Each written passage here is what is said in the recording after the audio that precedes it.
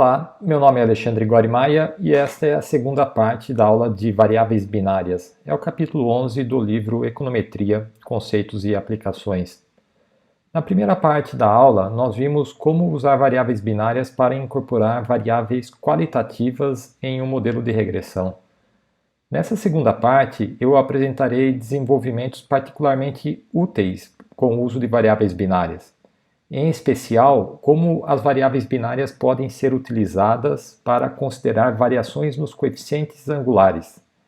Por exemplo, eu posso assumir retornos marginais distintos da escolaridade na renda para homens e mulheres. Apresentaria ainda um teste de mudança estrutural, que analisa a significância da contribuição conjunta das variáveis binárias em um modelo de regressão. O modelo tradicional com variáveis binárias assume que os interceptos variam entre as categorias nominais representadas pelas binárias, mas os coeficientes angulares seriam constantes entre essas categorias. Por exemplo, seja y o valor da produção agrícola, x o trabalho contratado e d uma binária que assume 1 para produtores da região A. A região B seria a referência de análise. O modelo representado pela figura acima assume que, independente do trabalho contratado, o valor esperado da produção na região A seria superior ao dos produtores da região B. E essa diferença seria dada pelo coeficiente β1. Mas esse modelo assume que os retornos marginais do trabalho, representado pelo coeficiente angular β2, seriam idênticos nas duas regiões. Esse pressuposto pode não ser válido, pois, por exemplo, as regiões podem apresentar diferentes taxas de aproveitamento do trabalho. Eu posso interagir as variáveis binárias com os regressores quantitativos para considerar diferenças entre os efeitos marginais para as categorias nominais. Essa interação é representada por uma nova variável no modelo de regressão, calculada a partir do produto da binária D com o regressor x. Para compreender a interpretação dos coeficientes associados às binárias, eu analisarei a equação de regressão em duas situações distintas, quando d igual a 0 e d igual a 1. Quando d igual a 0, ou seja, quando o produtor for da região B, eu simplesmente atribuo 0 à variável d na equação de regressão. A equação para y na região B se resumiria então a β0 mais β2x, relação representada pela reta laranja. Quando d for igual a 1, ou seja, quando o produtor for da região A, eu agora atribuo 1 à variável binária d na equação de regressão. A equação para y na região A seria então representada pela reta vermelha. Essa reta teria um novo intercepto, dado por β0 mais β1, e um novo coeficiente angular, dado agora por β2 mais β3. Isso significa que há mudança tanto no intercepto quanto no efeito marginal de x sobre y quando eu comparo a produção da região A com a região B. Na representação da reta vermelha, o valor de β3 seria negativo, ou seja, o retorno marginal do trabalho na região A seria β3 unidades inferior ao da região B. Este é o exemplo 11.3 do livro. Seja uma amostra de 6 ocupados, com informações para a renda Y, anos de escolaridade X e sexo dos ocupados. O meu objetivo central é analisar as diferenças nos retornos marginais da escolaridade entre os sexos, ou seja, identificar, por exemplo, se as diferenças de renda entre homens e mulheres aumentariam para os ocupados com os níveis mais elevados de escolaridade. Primeiro, eu crio uma variável binária D, que assume 1 para os ocupados do sexo masculino, e interajo essa binária com os anos de escolaridade. Ou seja, eu crio uma nova variável dada pelo produto entre D e X. A matriz X incorporaria então três variáveis, X, D e a interação ou produto entre D e X. O próximo passo é obter as estimativas por MQO. As estimativas obtidas são 116,7 para o intercepto, 25 para o coeficiente associado à variável escolaridade, 100 para o coeficiente associado à variável binária D e 12,5 para o coeficiente associado à interação entre D e X. Essas estimativas sugerem relações distintas entre renda e escolaridade para homens e mulheres. Para as mulheres, quando a binária assume o valor zero, a renda esperada para os ocupados sem escolaridade seria de R$ 116,7 e a renda aumentaria em média R$ 25 para cada ano adicional de escolaridade. Para os homens, quando a binária assume o valor 1, a renda esperada para os ocupados sem escolaridade seria R$ 100 superior à das mulheres. E o retorno marginal de um ano adicional de escolaridade seria R$ 12,5 superior ao das mulheres. Em outras palavras, eu concluiria que as diferenças de remuneração entre homens e mulheres seriam mais acentuadas nos níveis mais elevados de escolaridade. Esses são os mesmos dados do exercício 11.3 do livro. Eu vou obter as estimativas de MQO utilizando R. Primeiro, eu defino os valores das variáveis renda, escolaridade e sexo, sendo esta última uma variável qualitativa com duas categorias nominais, mulher e homem. Em seguida, eu crio a binária D, que assume 1 caso o ocupado seja um homem e 0 caso seja uma mulher. Em seguida, eu defino o vetor com a variável dependente renda e a matriz X com as variáveis independentes, que são escolaridade, a binária para o sexo e a interação, que é o produto entre a binária D e a variável para a escolaridade. Os próximos passos nós já vimos, são as equações para obter os estimadores de MQO. As estimativas estarão contidas nesse vetor denominado M-beta. E as estimativas são 116,7 para o intercepto, 25 para o coeficiente associado à variável escolaridade, 100 para o coeficiente associado à variável binária D e 12,5 para o coeficiente associado à interação entre a binária D e a escolaridade. Obtidas as estimativas do modelo com variáveis binárias, eu posso realizar os já conhecidos testes F e T para analisar a significância da contribuição do modelo para explicar a variabilidade de y, que é o teste F, e da contribuição isolada, ou efeito parcial, de cada uma das variáveis independentes, que é o teste T. No caso de modelos com variáveis binárias, eu posso ainda verificar se a inclusão da variável binária ou de sua interação com o regressor x modifica a relação original entre as variáveis y e x. Esse teste é também denominado de teste de mudança estrutural, pois permite verificar, por exemplo, se a relação entre renda e escolaridade é diferente para homens e mulheres. No caso do modelo para y com uma função de x, não haveria mudança estrutural caso a inclusão da variável binária d e sua interação com x não modificasse a relação entre y e x. Ou seja, as retas para d igual a 0 e d igual a 1 seriam idênticas ou coincidentes. Isso significa que os coeficientes associados à binária d e à interação d vezes x seriam ambos iguais a 0. Por sua vez, há três situações que caracterizam a mudança estrutural. A primeira é quando as regressões para as categorias representadas por d igual a 0 e d igual a 1 são paralelas. Ou seja, quando há apenas mudança no intercepto, mas o coeficiente angular é o mesmo. Assim, o coeficiente associado à binária seria diferente de 0, mas o coeficiente associado à interação seria igual a 0. A segunda situação é quando as regressões são concorrentes, ou seja, quando há mudança apenas no coeficiente angular, mas o intercepto é o mesmo para as duas categorias nominais, d igual a 0 e d igual a 1. Nesse caso, o coeficiente associado à binária beta1 seria igual a 0 e o coeficiente associado à interação beta3 seria diferente de 0. A terceira situação é quando as regressões são dissimilares, ou seja, quando há mudança tanto no intercepto quanto no coeficiente angular para as categorias nominais. Nesse caso, os coeficientes associados à binária beta1 e à interação beta3 seriam ambos diferentes de 0. Em resumo, testar se há mudança estrutural na relação entre y e x para as categorias representadas por d0, d igual a 0 e d igual a 1 é o mesmo que testar se pelo menos um dos coeficientes associados a d e d vezes x é diferente de 0. A hipótese nula desse teste é o primeiro cenário, em que as regressões são coincidentes e os coeficientes beta1 e beta3 são ambos iguais a zero. E esse teste equivale ao teste da contribuição marginal analisado no capítulo 9.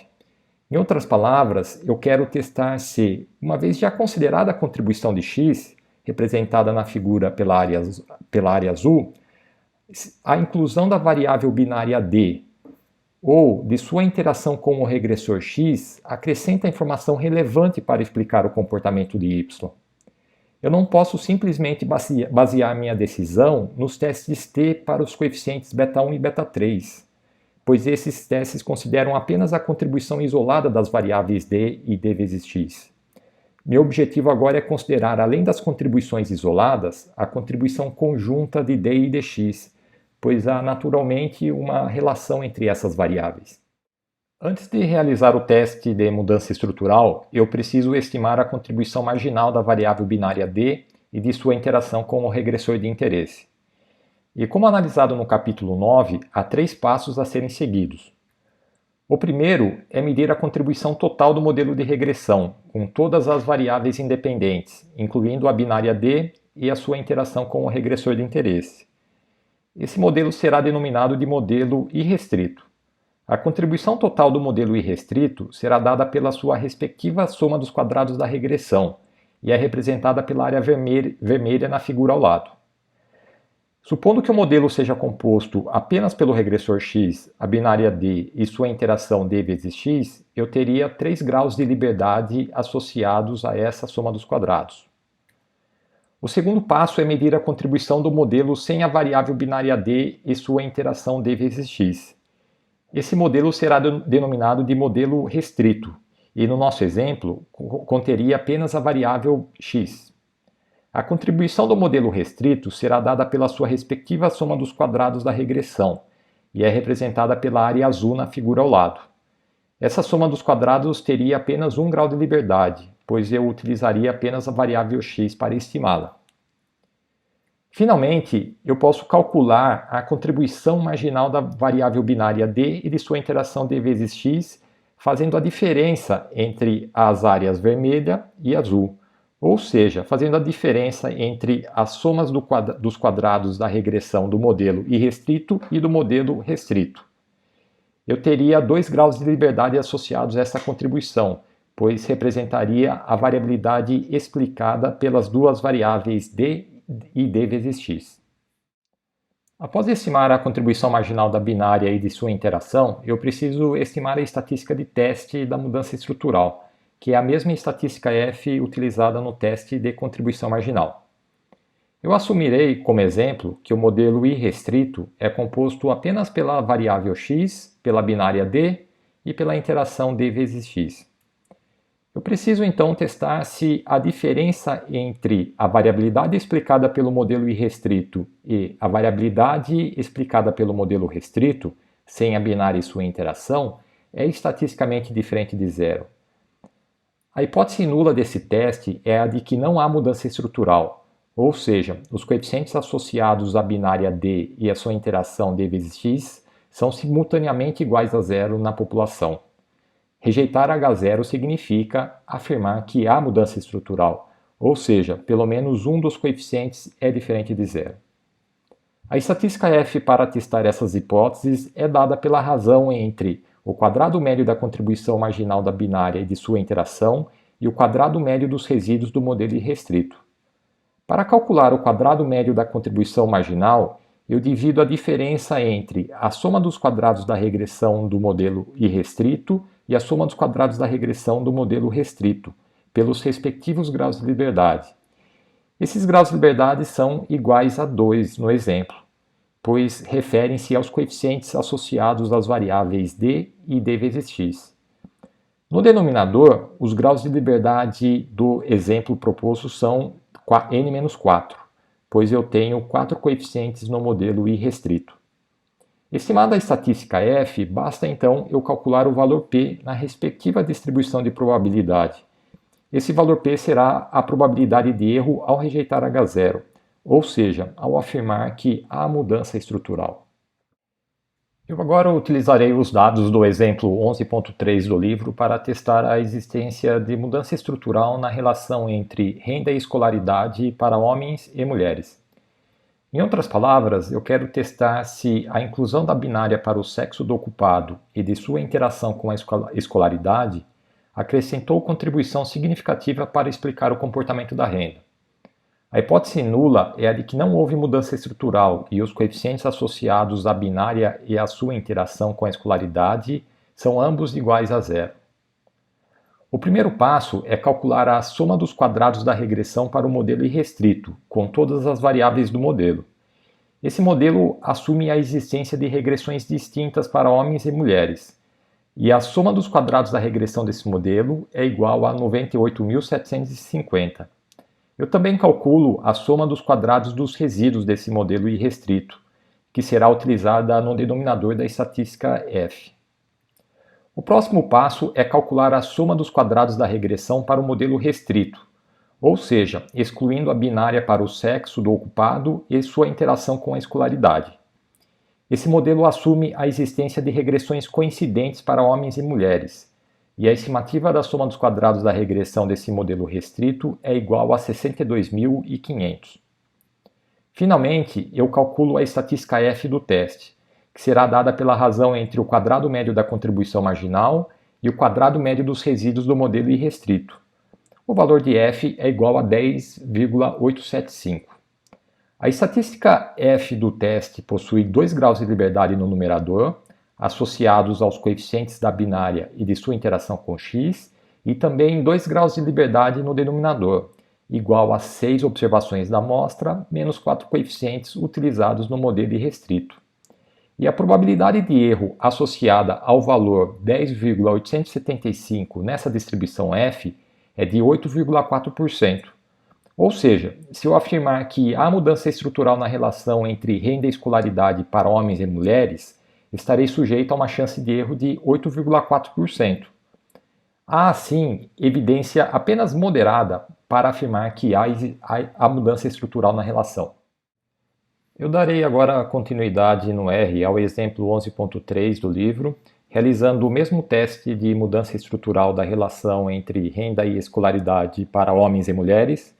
Eu já executei essa primeira parte da rotina para estimar os coeficientes do modelo para as variáveis independentes e escolaridade, para a binária que assume 1 quando o ocupado for homem, e para a sua interação com a variável escolaridade. Esse é o modelo irrestrito do teste de mudança estrutural. O que eu preciso fazer agora é estimar a soma dos quadrados da regressão e dos resíduos desse modelo irrestrito. As equações utilizadas nessas estimativas são as mesmas definidas nos capítulos 7 para análise de variância e 9 para a contribuição marginal.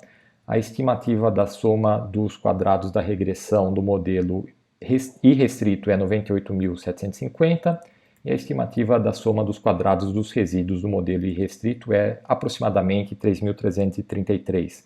O próximo passo é obter as estimativas do modelo restrito. Primeiro, eu redefino a matriz X de variáveis independentes, que agora contém apenas a variável escolaridade. Em seguida, eu obtenho as estimativas de MQO, as rotinas são semelhantes às anteriores. E, em seguida, eu estimo a soma dos quadrados da regressão desse meu modelo restrito, que é igual a 62.500. Finalmente, eu posso calcular a estatística F para realizar o teste de mudança estrutural.